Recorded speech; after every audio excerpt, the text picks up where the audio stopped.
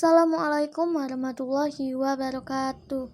Saya Asmita Dewi Santi dari kelompok 5 akan menjelaskan tentang manajemen risiko hukum dan risiko inheren pada manajemen risiko hukum. Risiko hukum merupakan risiko yang disebabkan oleh adanya kelemahan-kelemahan aspek yuridis seperti adanya tuntutan hukum, ketiadaan peraturan perundang-undangan yang mendukung, atau kelemahan perikatan. Misalnya, tidak terpenuhinya syarat keabsahan suatu kontrak atau pengikatan agunan yang tidak sempurna. Selanjutnya yaitu risiko inheren pada manajemen risiko hukum. Risiko inheren merupakan risiko yang melekat pada kegiatan bisnis bank, baik yang dapat dikuantifikasikan maupun yang tidak, yang berpotensi memengaruhi posisi keuangan bank syariah. Dalam risiko inheren, kebijakan dan prosedur yang digunakan dalam operasi lembaga keuangan sangat dibutuhkan, guna menyediakan informasi keuangan yang handal serta dapat dipatuhinya hukum dan peraturan yang berlaku.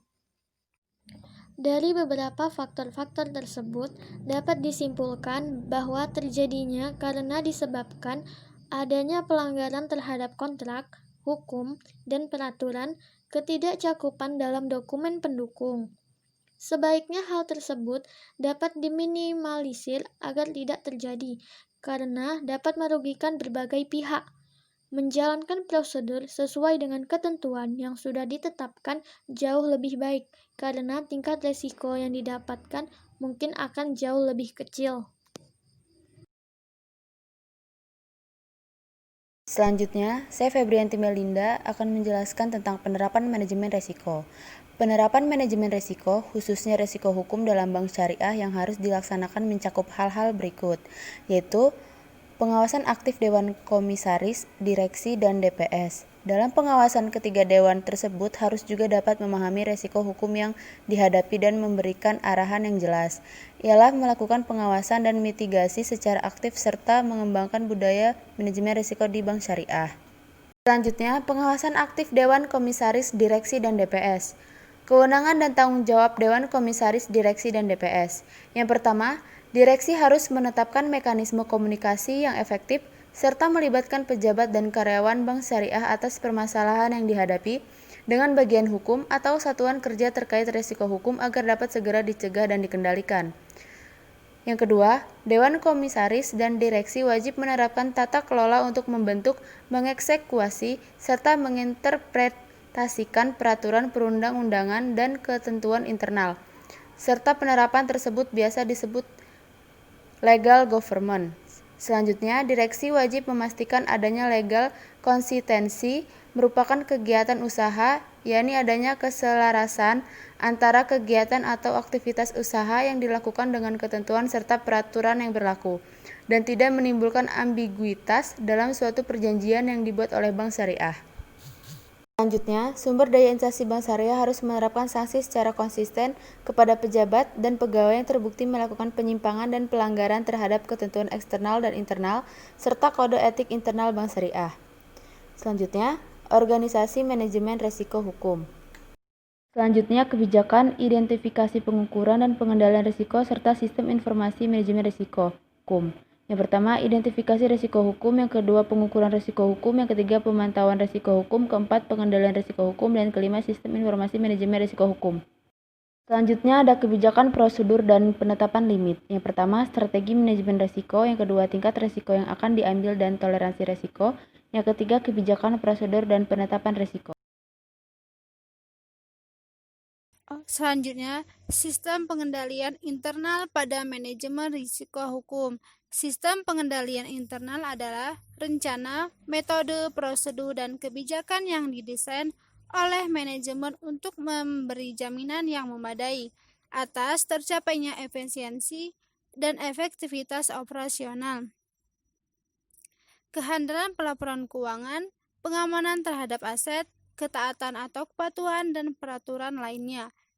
Jadi, sistem pengendalian internal sebagai pengatur sumber daya guna mencapai sebuah rencana ataupun planning, serta tujuan sebuah perusahaan agar berjalan sesuai dengan tujuan dan program perusahaan. Penilaian proses penerapan manajemen risiko hukum yang efektif harus dilengkapi dengan sistem pengendalian internal yang handal. Karena apabila penerapan sistem pengendalian internal itu secara efektif, maka dapat membantu pengurus bank menjaga aset bank, menjamin tersedianya pelaporan keuangan, dan manajerial yang dapat dipercaya, mengingatkan kepatuhan bank terhadap ketentuan dan peraturan perundang-undangan yang berlaku, serta mengurangi risiko terjadinya kerugian, penyimpangan, dan pelanggaran aspek kehati-hatian, sehingga terselenggaranya sistem pengendalian internal bank yang handal dan efektif menjadi tanggung jawab dari seluruh kerja operasional dan satuan kerja pendukung serta satuan kerja audit internal. Kemudian unsur-unsur sistem pengendalian internal itu ada 4. Yang pertama, struktur organisasi yang memisahkan tanggung jawab fungsional secara tegas. Maksudnya, dalam tanggung jawab fungsional, ini setiap organisasi harus menjalankan tugasnya secara tegas dengan disertai kepercayaan dan tanggung jawab sesuai dengan undang-undang. Kedua, sistem wewenang dan prosedur pencatatan yang memberikan perlindungan yang cukup terhadap aktiva, utang, pendapatan, dan biaya. Artinya, setiap wewenang yang diberikan kepada setiap lembaga harus memiliki arsip atau prosedur pencatatan atau pendataan ulang sesuai dengan data aktiva maupun utang yang ada. Ketiga, praktik yang sehat dalam melaksanakan tugas dan fungsi setiap unit.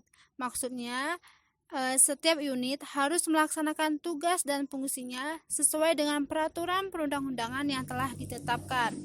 Keempat, karyawan yang mutunya sesuai dengan tanggung jawabnya.